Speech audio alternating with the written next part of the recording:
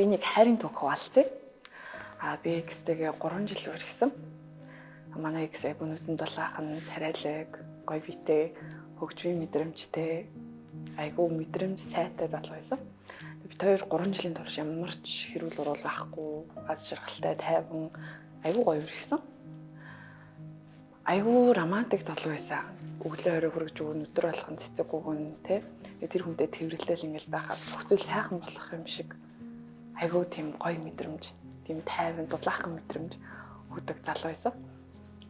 Тэгээ 3 жилийн айн баяраа тэмдэглэхэд би ингээд surprise бэлтцсэн, бэлэг бэлтцсэн. Хүлээжсэн чинь 5 цагаас нэлээд орой ирсэн.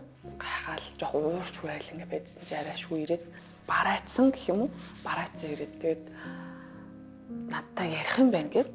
Тэгээ би тэгэхээр за юу болсон гэдэг тэгсэн чинь нэг бөөд үзүүлсэн нэ. Тэгээ би тэгэхээр за бөөний юу гэж юм гэ асуусан чинь хоёлаа ингээд бүтэхгүй юм шиг байна.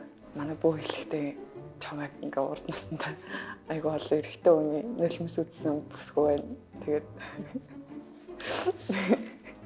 энэ наснда чи тэр үлийн үрээ ингээд идэх хэрэгтэй байна. Тэгэхээр чамтай байгаа эрэгтэй хүний орлогын үд нь хаагдаж орлогын үд нь хаагдаж гарлагын үд нь нэгдэх юм байна. Тэр ер нь чамтай байгаа эрэгтэй хүмүүс сайн амьдрахгүй юм байна гэдгийгсэн. Гэхдээ энэ бөө 5 сая төгрөг өгөх юм бол засаад өгч болно гэсэн ингээд тэгэхгүй юу. Тэгэхээр за гэд.